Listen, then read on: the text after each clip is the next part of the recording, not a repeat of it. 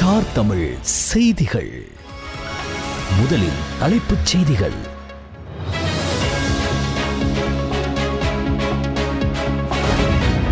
October 1 முதல் ரத்தாகும் எஸ்வாட் நமது நாட்டின் ஏற்றுமதியாளர்களுக்கு பெரும் பாதிப்பை ஏற்படுத்தும். எதிர்க்கட்சித் தலைவர் சஜித் பிரேமதாச தெரிவிப்பு.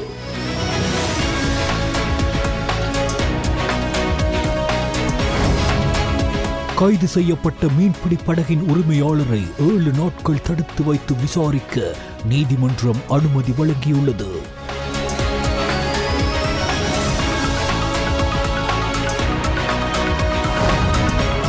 தங்காலை பகுதியில் ஐஸ் மற்றும் ஹெரோயின் போதைப் பொருள் கண்டுபிடிக்கப்பட்ட சம்பவம் தொடர்பில் இதுவரை 7 சந்தேக நபர்கள் கைது செய்யப்பட்டுள்ளனர்.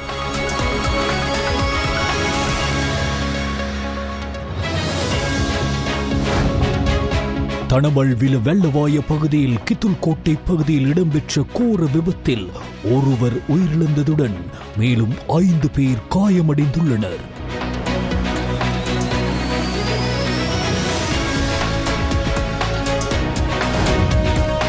உலகின் பணக்கார நடிகரானார் ஷாருக் கான்.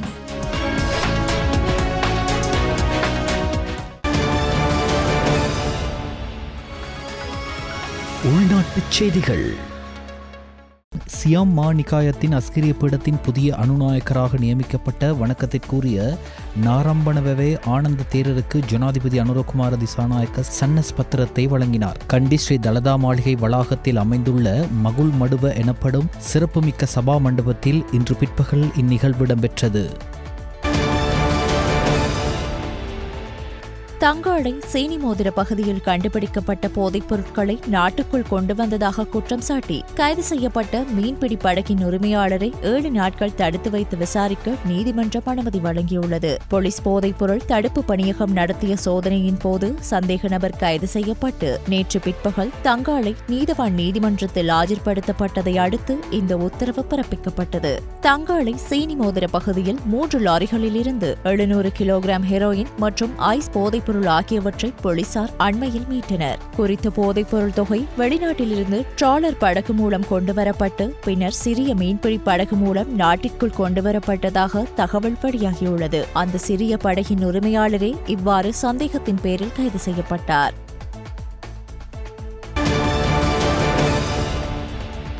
தனமல்வில வெள்ளவாய வீதியில் கித்துல்கோட்டை பகுதியில் இன்று காலை நடந்த விபத்தில் ஒருவர் உயிரிழந்துள்ளதுடன் மேலும் 5 பேர் காயமடைந்துள்ளனர். தனமல்வில திசையிலிருந்து வெள்ளவாய திசை நோக்கி சென்ற வேனின் சாரதிக்கு நித்திரை கலக்கம் ஏற்பட்டதால் வாகனம் வீதியை விட்டு விலகி மரத்தில் மோதியுள்ளது. விபத்தில் காயமடைந்த வேனின் சாரதி உட்பட 6 பேர் வைத்தியசாலையில் அனுமதிக்கப்பட்ட நிலையில் அவர்களில் ஒருவர் உயிரிழந்தார். அவிசாவளை பகுதியில் உள்ள ஆடை தொழிற்சாலையொன்றில் பணிக்காக சென்று மீண்டும் புத்தளவுக்கு திரும்பிக் கொண்டிருந்த குழுவே இந்த விபத்துக்கு முகம் கொடுத்துள்ளது. வேனின் சாரதிக்கு 18 வயது என்பதுடன் இறந்தவர் தம்புள்ளையை சேர்ந்த 56 வயதானவர் என தெரிய வந்துள்ளது. காயமடைந்தவர்கள் தனமல்வில பிரதேச வைத்தியசாலையில் அனுமதிக்கப்பட்ட பின்னர் கவலைக்கிடமாக இருந்த 3 பேர் மேலதிக சிகிச்சைக்காக ஹம்பாந்தோட்டை பொது வைத்தியசாலைக்கு மாற்றப்பட்டுள்ளனர். காயமடைந்தவர்கள் 23, 35 மற்றும் 49 வயதுடையவர்கள் என போலீசார் தெரிவித்தனர். விபத்து குறித்து மேலதிக விசாரணைகளை தனமல்வில போலீசார் மேற்கொண்டு வருகின்றனர். சற்று சிந்தியுங்கள். பேருந்தில் பயணிக்கும் போது படிகளில் பயணிப்பதை தவிர்த்து கொள்ளுங்கள். கை, கால், தலை போன்றவற்றை வாகனத்திற்கு வெளியில் பாதுகாப்பின்றி வைத்துக் கொள்வதை தவிர்த்து கொள்ளுங்கள்.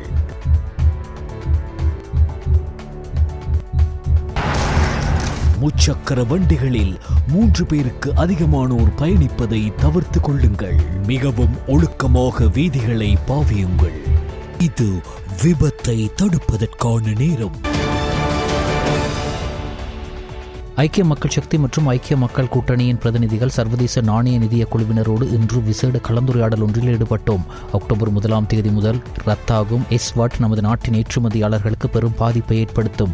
எஸ்வாட் வசதியை ரத்து செய்யும் நடவடிக்கையை கைவிடுமாறும் நமது நாட்டின் ஏற்றுமதி துறைக்கு நன்மை பயக்கும் என்பதால் இது தொடர்பில் ஆராய்ந்து உரிய நடவடிக்கைக்கு செல்லுமாறும் சுட்டிக்காட்டினோம். நமது நாட்டின் ஏற்றுமதியாளர்களுக்கு எஸ்வாட் வசதி ரத்து செய்யப்பட்டதன் பின்னர் அரசாங்கம் ஒரு மாற்று திட்டத்தை முன்வைக்கவோ முன்மொழியவோ இல்லை என்று ஐஎம் IMF பிரதிநிதிகளிடம் நாம் சுட்டிக்காட்டினோம் என்று எதிர்க்கட்சித் தலைவர் சஜித் பிரேமதாச தெரிவித்தார். கொழும்பில் உள்ள எதிர்க்கட்சித் தலைவர் அலுவலகத்தில் நேற்று சர்வதேச நாணய நிதிய பிரதிநிதிகளை சந்தித்து கலந்துரையாடிய சமயத்தில் எதிர்க்கட்சித் தலைவர் சஜித் பிரேமதாச இவ்வாறு தெரிவித்தார்.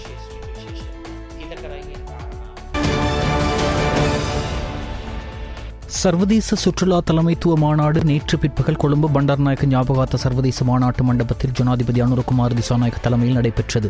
உலக சுற்றுலா தின கொண்டாட்டங்களுடன் சுற்றுலாவாக தேசிய மட்டம் முதல் பாடசாலை மட்டம் வரை பாடசாலை போட்டிகள், ஆராய்ச்சி மன்றங்கள் மற்றும் கைத்தொழில் கண்காட்சிகள் உட்பட செப்டம்பர் முதல் நடைபெற்றமாகும். தொடர்ச்சியான நிகழ்ச்சிகளின் நிறைவை குறிக்கும் வகையில் இந்த மாநாடு ஏற்பாடு செய்யப்பட்டது.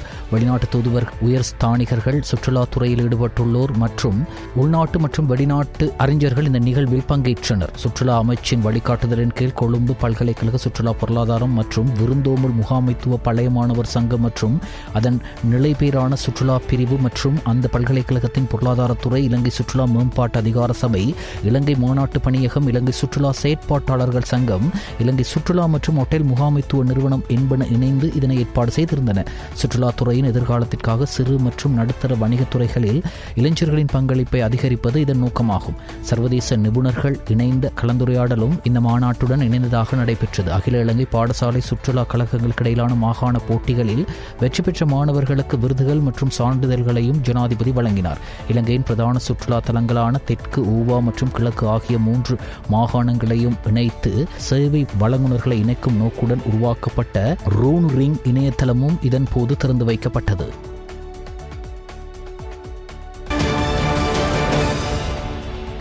தங்காலை பகுதியில் ஐஸ் மற்றும் ஹெரோயின் போதைப் பொருள் கண்டுபிடிக்கப்பட்ட சம்பவம் தொடர்பில் இதுவரை 7 சந்தேக நபர்கள் கைது செய்யப்பட்டுள்ளனர். கடந்த செப்டம்பர் மாதம் 22ஆம் தேதி போலீசாருக்கு கிடைத்த தகவல் ஒன்றுக்கு அமைய தங்காலை சீனிமோதர பகுதியில் 2 சடலங்கள் மீட்கப்பட்டிருந்தன. அங்கு நடத்தப்பட்ட விசாரணைகளில் வீடு அமைந்துள்ள காணியில் 2 லாரிகள் காணப்பட்டதுடன் அவற்றில் ஐஸ் மற்றும் ஹெரோயின் போதைப் பொருள் இருப்பதையும் போலீசார் கண்டுபிடித்தனர். இந்த விசாரணைக்கு அமைய செப்டம்பர் 22 முதல் நேற்று முன்தினம் வரை மொத்தம் 5 சந்தேக நபர்களும் சிறுவன் ஒருவரும் கைது செய்யப்பட்டுள்ளனர். கைது செய்யப்பட்ட 16 வயது சிறுவன் தற்போது நன்னடத்தையில் பொறுப்பில் வைக்கப்பட்டுள்ளதுடன் ஏனைய 5 சந்தேக நபர்களும் விளக்கமறியலில் வைக்கப்பட்டுள்ளனர்.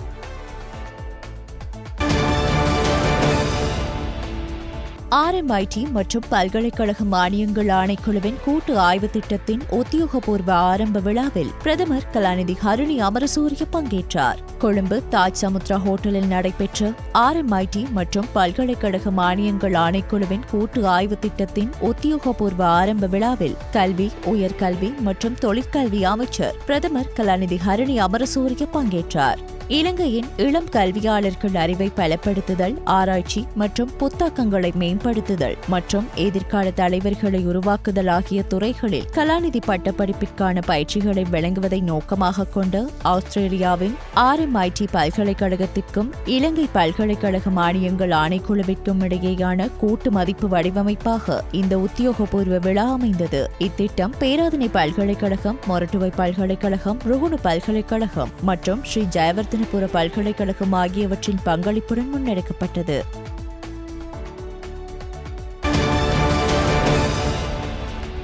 போலீஸ் அதிகாரி ஒருவரை வாகனத்தில் மோதி கொலை செய்ய முயற்சித்ததாக குற்றம் சாட்டப்பட்டிருந்த ஒருவருக்கு கொழும்பு மேல் நீதிமன்றம் 15 ஆண்டுகள் கடூழிய சிறை தண்டனை விதித்து தீர்ப்பளித்துள்ளது. போதைப்பொருள் கடத்தல்காரரான குறித்த நபர் சுமார் 17 ஆண்டுகளுக்கு முன்பு தெய்வல நெதிமால பகுதியில் போதைப்பொருள் சோதனையில் பங்கேற்று வந்த போலீஸ் போதைப்பொருள் தடுப்பு பிரிவின் அதிகாரி ஒருவரை இவ்வாறு வாகனத்தில் மோதி கொலை செய்ய முயன்றுள்ளார். அதன்படி கொழும்பு மேல் நீதிமன்ற நீதிபதி லங்கா ஜெயரட்ன நேற்று அந்த நபருக்கு இந்த தண்டனையை விதித்துள்ளார். சட்டவிரோத நடவடிக்கைகள் மற்றும் போதைப்பொருள் கடத்தலில் ஈடுபடும் நபர்களை கைது செய்ய பணியாற்றும் போலீஸ் அதிகாரிகளுக்கு எதிராக இதுபோன்ற தீங்கு விளைவிக்கும் செயல்களை செய்யும் நபர்கள் சட்டத்தின் ஆட்சிக்கு கடுமையான அச்சுறுத்தலை ஏற்படுத்துகிறார்கள் என்றும் அவர்களுக்கு நீதிமன்றத்தால் மன்னிப்பு வழங்கப்படாது என்றும் கூறி மேல் நீதிமன்ற நீதிபதி இந்த தீர்ப்பை வழங்கினார். அத்துடன் குறித்த பிரதிவாதிக்கு 10,000 ரூபாய் அபராதமும் விதிக்கப்பட்டது. முன்னாள் அமைச்சர் ரிஷாத் பதியுதீன் 2021ஆம் ஆண்டு எந்தவொரு நியாயமான காரணமுமின்றி தான் கைது செய்யப்பட்டு தடுத்து வைக்கப்பட்டதற்கு எதிராக தாக்கல் செய்த அடிப்படை உரிமைகள் மனுவை 2026 மார்ச் 25 விசாரணைக்கு எடுத்துக்கொள்ள உயர்நீதிமன்றம் உத்தரவிட்டுள்ளது. இந்த மனு நீதிபதிகள் ஷிரான் குணரத்ன, அச்சல வெங்கப்புலி மற்றும் பிரியந்த பெர்னாண்டோ ஆகியோர் அடங்கிய 3 அமர்வு முன் விசாரணைக்கு எடுத்துக் கொள்ளப்பட்டது. இதன்போது மனுவை அடுத்த ஆண்டு மார்ச் 25ஆம் தேதியன்று விசாரிக்க நீதிபதிகள் உத்தரவிட்டனர். சர்வதேச மது ஒழிப்பு தினத்தை முன்னிட்டு இன்று நாட்டில் உள்ள அனைத்து மதுபான சாலைகளும் மூடப்படும் என்று இலங்கை மதுவரி திணைக்களம் அறிவித்திருந்தது. ஆண்டுதோறும் அக்டோபர் மாதம் 3ஆம் தேதி அனுசரிக்கப்படும் சர்வதேச மது ஒழிப்பு தினமானது மது விலக்கு இயக்கம் பற்றிய பொதுமக்களின் விழிப்புணர்வை ஏற்படுத்துவதையும் மதுபானங்களை மிதமான உட்கொள்ள அல்லது பல சந்தர்ப்பங்களிலும் முற்றிலும் தவிர்க்க ஊக்குவிப்பதையும் நோக்கமாக கொண்டுள்ளது. அதன்படி 2025 அக்டோபர் 2ஆம் தேதி மூடப்படும் நேரத்திலிருந்து 2025 அக்டோபர் 4ஆம் தேதி திறக்கும் நேரம் வரை மதுபான சாலைகள் மூடப்பட்டிருக்கும் என்று மதுவரி ஆணையாளர் நாயகம் அறிவித்துள்ளார். வடக்கு ரயில் மார்க்கத்தில் வவுனியா மற்றும் ஓமந்தை இடையேயான பகுதியில் முன்னெடுக்கப்படும் அத்தியாவசிய பராமரிப்பு பணிகள் காரணமாக யாழ்தேவி ரயில் இயக்கப்படுவதில் ஏற்பட்டுள்ள தாமதம் குறித்து ரயில்வே திணைக்களம் அறிவிப்பு ஒன்றை வெளியிட்டுள்ளது. இந்த மாதம் 7ஆம் திகதி முதல் 18ஆம் திகதி வரை குறித்த ரயில் தாமதமாக இயக்கப்படும் என்று அந்த அறிவிப்பில் குறிப்பிடப்பட்டுள்ளது. இதன் காரணமாக கொழும்பு கோட்டையிலிருந்து காங்கேசன்துறைக்கு இயக்கப்படும் யாழ்தேவி கடுகதி ரயில் கொழும்பு கோட்டையிலிருந்து திட்டமிட்ட நேரத்தில் பயணத்தை தொடங்கி வவுனியாவில் முற்பகல் 11:35 வரை உரிய நேரத்தில் இயக்கப்பட்டு வவுனியா ரயில் நிலையத்தில் 2 மணி நேரம் 40 நிமிடங்கள் நிறுத்தப்பட்டு பின்னர் வவுனியா ரயில் நிலையத்தில் இருந்து பிற்பகல் 2:15க்கு காங்கேசன்துறை நோக்கி இயக்கப்படும். அத்துடன் காங்கேசன்துறையிலிருந்து கொழும்பு கோட்டைக்கு இயக்கப்படும் யாழ்தேவி கடுகதி ரயில் காங்கேசன்துறை ரயில் நிலையத்தில் இருந்து 30 நிமிடங்கள் தாமதமாகி முற்பகல் 11 மணிக்கு பயணத்தை ஆரம்பிக்கும். கொழும்பு கோட்டையிலிருந்து காங்கேசன்துறை நோக்கி பயணிக்கும் யாழ்தேவி கடுகதி ரயில் வவுனியாவிற்கு அப்பால் காங்கேசன்துறை வரை முன்பதிவு செய்த பயணிகளுக்கு வவுனியா ரயில் நிலையத்தில் 2 மணி நேரத்திற்கும் மேலாக ரயில் நிறுத்தப்பட்டு பயணிப்பதால் தாம் முன்பதிவு செய்த பயணச்சீட்டை ரத்து செய்ய வேண்டுமானால் பயணச்சீட்டை ரத்து செய்து முழு தொகையையும் மீளப்பெறும் வசதி முன்பதிவு செய்யும் வசதியுள்ள ரயில் நிலையங்களூடாக மேற்கொள்ள முடியும் என ரயில்வே திணைக்களம் குறிப்பிட்டுள்ளது.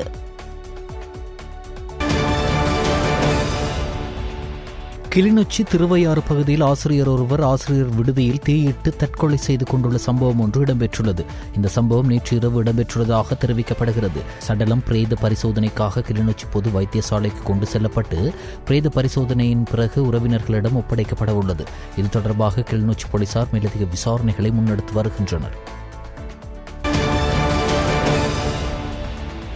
பள்ளி மாணவர்கள் மற்றும் குழந்தைகள் பயன்படுத்தும் பிளாஸ்டிக் போத்தல்கள் மற்றும் உணவு பெட்டிகள் போன்ற பிளாஸ்டிக் பொருட்களை உற்பத்தி செய்து வெளியிடும் போது SLS தரச் சான்றிதழ் பெற்றிருப்பது கட்டாயமாகும் என்றும் 2026 ஏப்ரல் 1ஆம் திகதியிலிருந்து இது நடைமுறைக்கு வரும் என்றும் வர்த்தகம், வணிகம், உணவு பாதுகாப்பு மற்றும் கூட்டுறவு மேம்பாட்டு அமைச்சர் வசந்த சமரசிங்க தெரிவித்தார். அமைச்சின் அலுவலகத்தில் இடம்பெற்ற செய்தியாளர் சந்திப்பிலேயே அவர் இதனை குறிப்பிட்டார். அந்த திகதியிலிருந்து நிர்ணயிக்கப்பட்ட தரங்களை பூர்த்தி செய்யாத பொருட்களின் விற்பனை முற்றிலும் தடை செய்யப்படும் என்று கூறினார். சிறு குழந்தைகளுக்கு பாலூட்ட பயன்படுத்தப்படும் பிளாஸ்டிக் போத்தல்கள், அதேபோல் பாடசாலை மாணவர்கள் பயன்படுத்தும் உணவு பெட்டிகள் மற்றும் தண்ணீர் போத்தல்கள் சந்தையில் பல்வேறு விலைகளில் விற்கப்படுகின்றன. இந்த பிளாஸ்டிக் உபகரணங்களில் சில பரிந்துரைக்கப்பட்ட தரச் சான்றிதழ் அல்லது அவை பயன்பாட்டுக்கு ஏற்றவை என்பதை குறிக்கும் எந்த அடையாளமும் இல்லை. நுகர்வோர் விவகார அதிகார சபையின் தகவல்களின்படி சில தயாரிப்புகளில் புற்றுநோய் காரணிகள் உள்ளன என்பதும் தெரியவந்துள்ளது. இந்த சூழ்நிலையை கருத்தில் கொண்டு வர்த்தகம், வணிகம், உணவு பாதுகாப்பு மற்றும் கூட்டுறவு மேம்பாட்டு அமைச்சகம் ஏப்ரல் 1ஆம் திகதியிலிருந்து உணவு மற்றும் திரவங்களை சேமிக்க பயன்படுத்தக்கூடிய தரமற்ற பிளாஸ்டிக் பொருட்களை உற்பத்தி செய்து விற்பனை செய்வதை தடை செய்ய நடவடிக்கை எடுத்துள்ளதாக அமைச்சர் சுட்டிக்காட்டியுள்ளார். அன்றிலிருந்து தொடர்புடைய தயாரிப்புகளுக்கு SLS தரச் சான்றிதழ் கட்டாயமாக்கப்படும் என்று அவர் மேலும் சுட்டிக்காட்டினார்.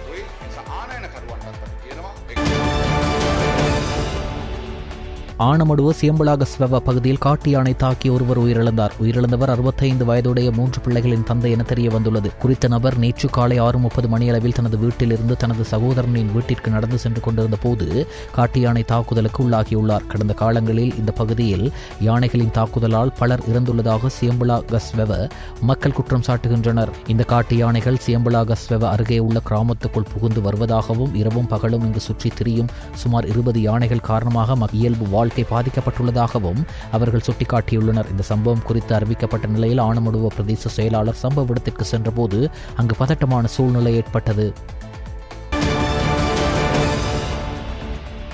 கட்டுநாயக்க சர்வதேச விமான நிலையத்தின் வழியாக சுங்க வரி செலுத்தாமல் சட்டவிரோதமாக கொண்டு சென்றதாக கூறப்படும் 1 கோடி ரூபாவிற்கும் அதிக பெறுமதியான கையடக்க தொலைபேசிகள், வாசனை திரவியங்கள் உள்ளிட்ட பொருட்களுடன் 4 பேரை மாளிகாவத்த போலீசார் கைது செய்துள்ளனர். கைது செய்யப்பட்ட சந்தேக நபர்களில் 2 பெண்களும் அடங்குவதாக போலீசார் தெரிவித்தனர். சந்தேக நபர்களிடமிருந்து 26 ஸ்மார்ட் போன்கள், 10 ஐபேட்கள், 10 டேப்கள், 3 மடிக்கணினிகள், பல்வேறு வகையான வாசனை திரவியங்கள் மற்றும் கிரீம்கள் ஆகியவை கைப்பற்றப்பட்டன. மாளிகாவத்தை போலீஸ் நிலைய பொறுப்பதிகாரி பிரதான போலீஸ் பரிசோதகர் DPS கல்யாணதுங்கவுக்கு கிடைத்த தகவலின்படி மாளிகாவத்தை ரம்யா பகுதியில் நடத்தப்பட்ட சோதனையின் போது ஒரு வீட்டிலிருந்து இந்த பொருட்கள் கண்டுபிடிக்கப்பட்டன. கடந்த 30ஆம் திகதி துபாய்க்கு சென்ற சந்தேக நபர்கள் நேற்று நாடு திரும்பிய போது இந்த பொருட்களை சட்டவிரோதமாக நாட்டிற்கு கொண்டு வந்துள்ளதாக தெரிவிக்கப்படுகிறது. கைது செய்யப்பட்ட சந்தேக நபர்கள் மாளிகாவத்தை மற்றும் கொச்சிக்கடை பகுதிகளை சேர்ந்தவர்கள் என தெரிவிக்கப்படுகிறது. சம்பவம் தொடர்பில் மாளிகாவத்தை போலீசார் மேலதிக விசாரணைகளை மேற்கொண்டு வருகின்றனர். கிளிநொச்சி முகமாலை வேம்படுகேணி பகுதியில் ரயில் கடவைக்கு அருகில் நேற்று இரவு 2 டிப்பர் வாகனங்கள் நேருக்கு நேர் மோதி விபத்து ஏற்பட்டுள்ளது. விபத்தில் சிக்குண்ட ஒரு டிப்பர் வாகனம் ரயில் மார்க்கத்தில் கவிழ்ந்த நிலையில் பெக்கோ இயந்திரம் மூலம் அப்புறப்படுத்த நடவடிக்கை எடுக்கப்பட்டது. யாழ்ப்பாண திசையிலிருந்து பயணித்த டிப்பர் வாகனமும் கிளிநொச்சி திசையிலிருந்து பயணித்த மோட்டார் டிப்பர் வாகனமும் நேருக்கு நேர் மோதியுள்ளது. யாழ்ப்பாணத்திலிருந்து வவுனியா நோக்கி பயணித்த பேருந்து ஒன்று மக்களை இறக்குவதற்கு குறித்த பகுதியில் தரித்து நின்ற போது அதனை டிப்பர் வாகனம் ஒன்று முந்திச் செல்ல முற்பட்ட போதே இவ்விபத்து இடம்பெற்றது. விபத்தில் டிப்பர் வாகன சாரதிகள் காயமடைந்த நிலையில் பளை பிரதேச வைத்தியசாலையில் அனுமதிக்கப்பட்டனர். சம்பவம் தொடர்பாக பளை போலீசார் மேலதிக விசாரணைகளை மேற்கொண்டு வருகின்றனர். சற்று சிந்தியுங்கள். தூக்க கலக்கத்துடன் வாகனம் செலுத்துவதை நினைத்து கூட பார்க்காதீர்கள். உங்களுக்கு கட்டுப்படுத்தக்கூடிய வேகத்தில் வாகனத்தை செலுத்துங்கள். அது காலநிலை அப்போதைய சூழ்நிலைக்கு ஏற்றவாறு தீர்மானிக்கப்படலாம். தொடர்ந்து 4 மணித்தியாலயங்கள் வாகனம் செலுத்துவதை தவிர்த்து கொள்ளுங்கள். ஒரு இடத்தில் நிறுத்தி ஓய்வு எடுத்த பின் மீண்டும் உங்கள் பயணத்தை தொடருங்கள். முன்பக்கம் தெளிவில்லாமல் இருந்தால் முந்தி செல்வதை தவிர்த்து கொள்ளுங்கள். இது விபத்தை தடுப்பதற்கான நேரம். மானிப்பாய் போலீஸ் பிரிவுக்குட்பட்ட நவாலி வடக்கு நாச்சியார் கோவில் வீதியில் உள்ள காணி ஒன்றிலிருந்து வெடிப்பொருட்கள் நேற்று இரவு கண்டுபிடிக்கப்பட்டுள்ளன. காணி ஒன்றை பண்படுத்திய போதே வெடிப்பொருட்கள் கண்டுபிடிக்கப்பட்டுள்ளன. குறித்த தகவல் மானிப்பாய் போலீசாருக்கு வழங்கப்பட்டதை அடுத்து மானிப்பாய் போலீசார் விசேட அதிரடி படையினர் குறித்த காணியில் பாதுகாப்பு கடமையில் ஈடுபட்டுள்ளனர். இன்றைய தினம் மல்லாகம் நீதவான் நீதிமன்றத்தின் அனுமதியுடன் குறித்த வெடிப்பொருட்கள் விசேட அதிரடி படையினரால் அகற்றப்பட உள்ளதாக போலீஸ் தகவல்கள் தெரிவித்திருந்தன. சம்பவம் தொடர்பான மேலதிக விசாரணைகளை மானிப்பாய் போலீசார் மேற்கொண்டு வருகின்றனர். மொனராகலையில் பாடசாலை மாணவர்களுக்கு கஞ்சா கலந்த போதைப்பொருள் விற்பனை செய்யப்பட்ட இடத்தை போலீசார் சுற்றி வளைத்து போதைப்பொருளுடன் ஒரு பெண்ணை கைது செய்துள்ளனர். மொனராகலை போலீஸ் தலைமையக அதிகாரிகள் குழுவிற்கு கிடைத்த ரகசிய தகவலின் அடிப்படையில் இந்த சோதனை நடத்தப்பட்டது. சம்பவ இடத்திலிருந்து 76 போதை மாத்திரைகளை போலீசார் மீட்டுள்ளனர். மேலும் கைது செய்யப்பட்ட பெண் மொனராகலை பகுதியைச் சேர்ந்து 58 வயதுடையவர் என தெரிவிக்கப்பட்டுள்ளது. சந்தேக நபர் மொனராகலை நீதவான் நீதிமன்றத்தில் ஆஜர்படுத்தப்படவுள்ளார். சம்பவம் தொடர்பான மேலதிக விசாரணைகளை மொனராகலை தலைமையக போலீஸ் அதிகாரிகள் மேற்கொண்டு வருகின்றனர். இலங்கையின் RMIT புத்தாக்க மையம் ஒன்றை இனோவேஷன் ஹப் ஒன்றை நிறுவுவது குறித்து தெளிவுபடுத்துதல் மற்றும் வசதிகளை ஏற்படுத்துதல் ஆகிய நோக்கத்துடன் Australia Melbourne Institute of Technology பல்கலைக்கழகம் மற்றும் ஜனாதிபதி செயலக பிரதிநிதிகளுக்கிடையே கடந்த மாதம் 30ஆம் தேதி ஜனாதிபதி அலுவலகத்தில் விசேட கலந்துரையாடல் நடைபெற்றது. ஆராய்ச்சி மற்றும் அபிவிருத்தி வணிகமயமாக்கலுக்கான தேசிய அணுகுமுறையின் ஒருங்கிணைப்பின் கீழ் இந்த கலந்துரையாடல் ஏற்பாடு செய்யப்பட்டது. RMIT இலங்கை புத்தாக்க மையத்தை நிறுவுவதன் ஊடாக தற்போதுள்ள கூட்டு பட்டப்படிப்பு திட்டங்களை மிகவும் செயற்திறனுடன் செயற்படுத்த சந்தர்ப்பம் ஏற்படும். இதனூடாக இலங்கையில் எதிர்கொள்ளும் சவால்களை அடையாளம் காணவும் அவற்றுக்கான ஆராய்ச்சி மற்றும் அபிவிருத்தி தேர்வுகளை வழங்கவும் இந்த திட்டங்களை ஆராய்ச்சி கொள்கைகள் மற்றும் தேசிய தேவைகளுடன் இணைக்கவும் எதிர்பார்க்கப்படுகின்றது. அத்தோடு இந்த செயற்பாடுகளின் ஊடாக கிடைக்கும் பலனை மக்களிடையே கொண்டு செல்லவும் எதிர்பார்க்கப்படுகிறது. கட்டுநாயக்க விமான நிலையத்தில் இலங்கை மற்றும் இந்திய பிரஜைகள் இருவர் போலீஸ் போதைப்பொருள் தடுப்பு பிரிவின் அதிகாரிகளால் கைது செய்யப்பட்டனர். சட்டவிரோதமாக 1,04,00,000க்கும் அதிக மதிப்புள்ள வெளிநாட்டு சிகரெட்டுகளை நாட்டிற்குள் கொண்டு வந்த குற்றச்சாட்டில் இவ்விருவரும் கைது செய்யப்பட்டுள்ளனர். இலங்கையர் இரத்தினபுரியை சேர்ந்த 26 வயது தொழிலதிபர், மற்ற பயணி 23 வயது இந்திய தொழிலதிபராகும். இருவரும் எமிரேட்ஸ் விமானம் AK 648 மூலம் துபாயிலிருந்து கட்டுநாயக்க விமான நிலையத்திற்கு வந்துள்ளனர். மேலும் 69,400 பிளாட்டினம் மற்றும் மான்செஸ்டர் சிகரெட்டுகள் அடங்கிய 347 சிகரெட் அட்டை பெட்டிகளை 6 பொதிகளில் மறைத்துக் கொண்டு வந்துள்ளதாக போலீஸ் போதைப்பொருள் தடுப்பு பிரிவின் அதிகாரிகள் தெரிவித்தனர். இருவரும் இப்போது பிணையில் விடுவிக்கப்பட்டுள்ளதோடு மேலும் இருவர் தொடர்பான மேலதிக விசாரணைக்காக நீர்கொழும்பு நீதவான் நீதிமன்றத்தில் ஆஜர்படுத்தப்பட்டனர். 2024 LPL கிரிக்கெட் தொடரில் ஆட்ட நிர்ணயம் செய்த சம்பவம் தொடர்பாக கைது செய்யப்பட்டு பிணையில் விடுவிக்கப்பட்ட தம்புள்ள தண்டர்ஸ் அணியின் உரிமையாளருக்கு எதிராக சட்டமா அதிபர் குற்றப்பத்திரிகை தாக்கல் செய்ய முடிவு செய்துள்ளதாக விளையாட்டு ஊழல் தடுப்பு போலீஸ் பிரிவு இன்று கொழும்பு நீதவான் நீதிமன்றத்தில் அறிவித்துள்ளது. பங்களாதேஷ் வம்சாவளியைச் சேர்ந்த பிரித்தானிய பிரஜையான தமீம் ரவுமானுக்கு எதிராக இவ்வாறு குற்றப்பத்திரிகை தாக்கல் செய்ய திட்டமிடப்பட்டுள்ளது. இந்த வழக்கு இன்று கொழும்பு மேல் நீதிமன்ற நீதிபதி அசங்க் S போதர்கம் முன் விசாரணைக்கு அழைக்கப்பட்ட போது தமீம் ரவுமானும் நீதிமன்றத்தில் ஆஜரானார். அப்போது விளையாட்டு ஊழல் தடுப்புச் சட்டத்தின் கீழ் சந்தேக நபருக்கு எதிராக மேல் நீதிமன்றத்தில் குற்றப்பத்திரிகை தாக்கல் செய்ய சட்டமா அதிபர் முடிவு செய்துள்ளதாக விளையாட்டு ஊழல் தடுப்பு போலீஸ் பிரிவின் அதிகாரிகள் நீதிமன்றத்தில் தெரிவித்தனர். அதன்படி வழக்கை தொடர குறுகிய காலத்தை வழங்குமாறு அதிகாரிகள் நீதிமன்றத்தில் கோரிக்கை விடுத்தனர். கோரிக்கையை ஏற்றுக்கொண்ட நீதவான் குற்ற முறைப்பாட்டை எதிர்வரும் டிசம்பர் மாதம் 5ஆம் தேதி அழைக்குமாறு உத்தரவிட்டார். இந்தியாவின் தலைநகர் புதுடில்லியில் இடம்பெறும் 2025ஆம் ஆண்டுக்கான உலக பரா தடகள சாம்பியன்ஷிப்பில் நேற்று இடம்பெற்ற ஆண்களுக்கான நீளம் தாண்டுதல் போட்டியில் இலங்கையின் நுவான் இந்திக வெண்கலப் பதக்கத்தை வென்றுள்ளார். இலங்கைக்காக பல பதக்கங்களை வென்ற நுவான் இறுதியாக ஜப்பானில் நடந்த 2024 பரா உலக சாம்பியன்ஷிப்பில் வெண்கலப் பதக்கம் வென்றிருந்தார்.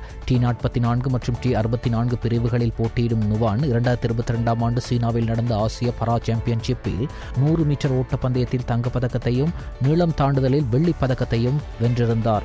அத்துடன் 2018ஆம் ஆண்டு இந்தோனேஷியாவில் நடந்த ஆசிய பரா சாம்பியன்ஷிப்பில் வெள்ளிப் பதக்கத்தை வென்றிருந்தார்.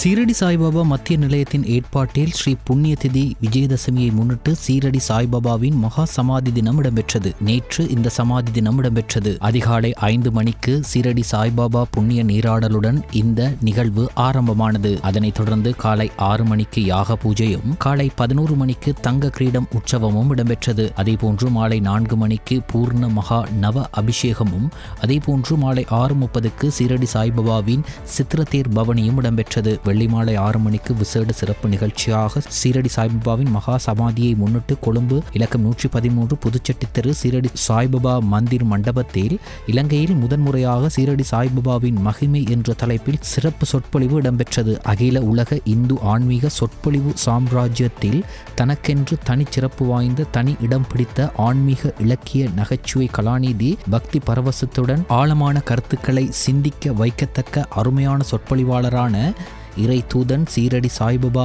என்ற நூலின் எழுத்தாளர் சொல்லிசை செல்வன் சிந்தனை செம்மல் திரு P. மணிகண்டன் அவர்களது சொற்பொழிவு இடம்பெற்றது. கொழும்பு முகத்துவாரம் அருள்மிகு ஸ்ரீ பூமிநிலா பத்மாவதி சமேத ஸ்ரீ வெங்கடேஸ்வர மகாவிஷ்ணு தேவஸ்தானத்தின் பிரம்மோற்சவ ரதபவனி திருவிழா இன்று நடைபெற்றது. இன்று காலை 7 மணிக்கு இத்தேர்பவனி ஆரம்பமானது.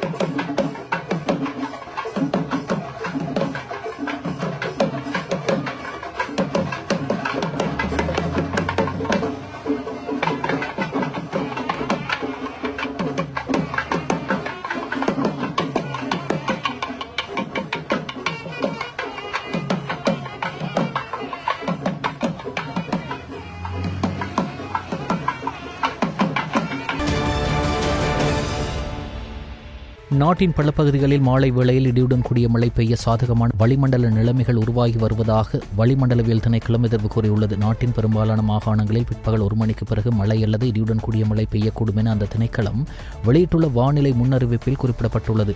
வடக்கு, வடமத்திய மற்றும் கிழக்கு மாகாணங்களிலும் சில இடங்களில் 50 மில்லிமீட்டருக்கும் அதிகமான ஊரளவு பலத்த மழை பெய்யக்கூடும். இடியுடன் கூடிய மழையுடன் ஏற்படக்கூடிய தற்காலிக பலத்த காற்று மற்றும் மின்னல் தாக்கங்களால் ஏற்படும் அபாயங்களை குறைத்துக் கொள்ள தேவையான நடவடிக்கைகளை எடுக்குமாறு வளிமண்டலவியல் திணைக்களம் பொதுமக்களை அறிவுறுத்தியுள்ளது. வெளிநாட்டு செய்திகள். மத்திய பிலிப்பைன்ஸில் ஏற்பட்ட நில அதிர்வினால் உயிரிழந்தவர்களின் எண்ணிக்கை 72 உயர்ந்துள்ளதாக அந்நாட்டு அதிகாரிகள் உறுதிப்படுத்தியுள்ளனர். அத்துடன் தேடுதல் நடவடிக்கைகள் நிறைவடைந்துள்ளதாகவும் குறிப்பிடப்பட்டுள்ளது. குறித்த பகுதியில் 6.9 மேக்னியூட் அளவில் நில அதிர்வு ஏற்பட்டதால் இந்த உயிரிழப்புகள் ஏற்பட்டதாக கூறப்படுகிறது. நில அதிர்வினால் சுமார் 294 பேர் காயமடைந்துள்ளதுடன் 20,000 பேர் வீடுகளிலிருந்து வெளியேற்றப்பட்டுள்ளனர் எனவும் அந்நாட்டு அதிகாரிகள் உறுதிப்படுத்தியுள்ளனர்.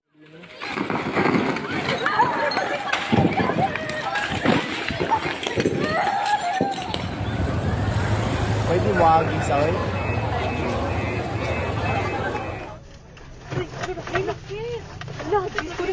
Jesus! Jesus! No! Oh my God, Lord Jesus Christ! Please! Lang, naglinog lang! Lang! Jesus Christ! Jesus!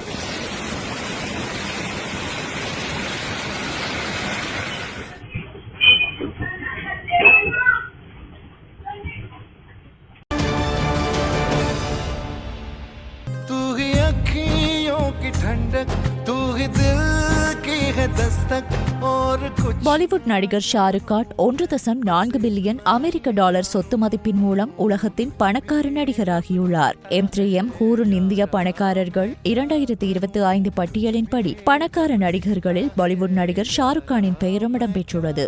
சுமார் 1.4 பில்லியன் அமெரிக்க டாலர் சொத்து மதிப்பின் மூலம் நடிகர் ஷாருக் கான் பிரபல பாடகி டெய்லர் ஸ்விஃப்ட் மற்றும் பிரபல ஹாலிவுட் நடிகர் அர்னால்ட் ஸ்வார்ஸ்நேக்கர் ஆகியோரை பணக்காரர் பட்டியலில் பின்தள்ளியுள்ளார். இந்நிலையில் 33 ஆண்டுகளுக்கு மேலாக திரையுலகில் முன்னணி நடிகராக வலம் வரும் ஷாருக் கான் பல்வேறு துறைகளில் முதலீடு செய்துள்ளார். கடந்த 2002ஆம் ஆண்டு அவர் துவங்கிய ரெட் சில்லிஸ் என்டர்டெயின்மெண்ட் எனும் நிறுவனம் சென்னை எக்ஸ்பிரஸ், ரைஸ், பதான் போன்ற மாபெரும் வெற்றி படங்களை தயாரித்துள்ளது. நடிகர் ஷாருக் கான் IPL அணிகளில் ஒன்றான கல்கத்தா நைட் ரைடர்ஸ் அணியின் இணை உரிமையாளர் ஆவார். IPL போட்டிகளில் பெரும்பாலும் முன்னிலை வகிக்கும் இந்த அணியானது ஸ்பான்சர்ஷிப் ஒப்பந்தங்கள் மற்றும் லீக் வருவாய்களின் மூலம் அதிக வருமானம் ஈட்டி வருவதாக கூறப்படுகிறது.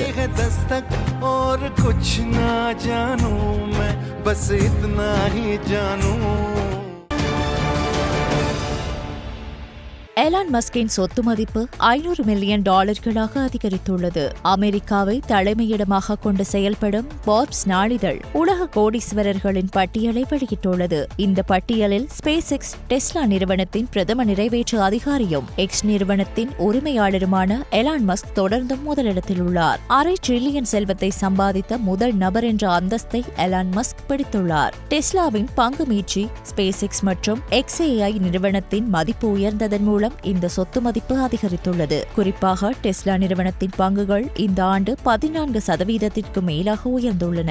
அதே நேரத்தில் உலக கோடீஸ்வரர்களின் பட்டியலில் 2வது இடத்தில் இருக்கும் ஆரக்கிள் நிறுவனத்தின் இணை நிறுவனர் லாரி எலிசனின் சொத்து மதிப்பு எலான் மஸ்கை விட மிகவும் பின்தங்கியுள்ளது. தற்போது லாரி எலிசனின் மொத்த சொத்து மதிப்பு $351.5 பில்லியன் அமெரிக்க டாலராக உள்ளமையும் குறிப்பிடத்தக்கது. அமெரிக்காவில் 2 விமானங்கள் ஒன்றுடன் ஒன்று மோதி விபத்துக்குள்ளாகியுள்ளது. அமெரிக்காவின் நியூயார்க்கில் உள்ள லாகார்டியா விமான நிலையத்தில் குறித்த விபத்து சம்பவித்துள்ளது. லாகார்டியா விமான நிலையத்தில் டெல்டா ஏர்லைன்ஸ் நிறுவனத்திற்கு சொந்தமான விமானங்களே இவ்வாறு மோதி விபத்துக்குள்ளாகியுள்ளது. லாகார்டியா விமான நிலையத்தில் ஒரு டெல்டா விமானம் நிறுத்தப்பட்டிருந்தது. அதே நேரத்தில் தரையிறங்கிய மற்றொரு டெல்டா விமானமும் அதே பாதையை நெருங்கிக் கொண்டிருந்தது. இதன்போதே நிறுத்தப்பட்டிருந்த விமானத்துடன் தரையிறங்கிய மற்றொரு விமானம் நேருக்கு நேர் கொண்டது. விமானம் தரையிறங்கி மெதுவாக நகர்ந்து விபத்துக்குள்ளானதால் பயணிகளின் உயிருக்கு அசம்பாவிதங்கள் எதுவும் ஏற்படவில்லை. எனினும் விபத்தில் ஒரு விமான பணியாளர் காயமடைந்ததாக தெரிவிக்கப்பட்டுள்ளது.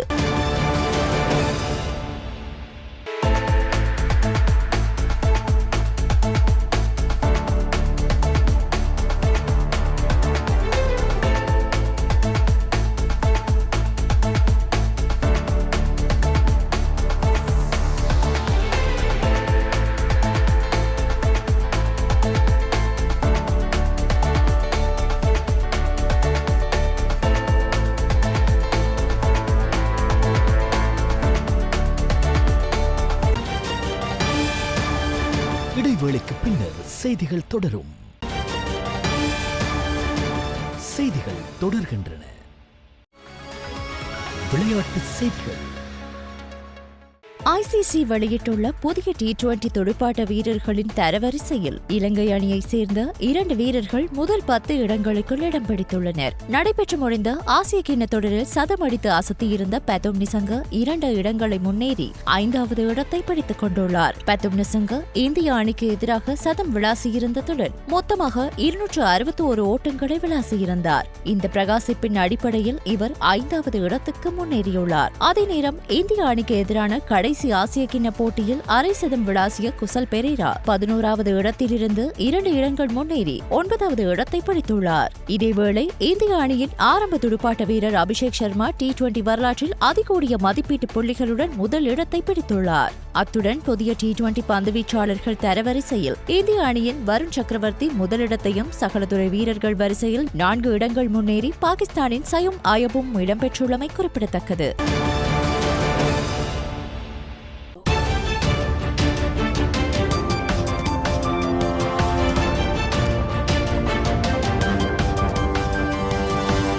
ஸ்டார் தமிழ் செய்திகள் இத்துடன் நிறைவடைகின்றன. மீண்டும் எமது செய்திகள் நாளை இரவு 7 மணிக்கு ஒளிபரப்பாகும்.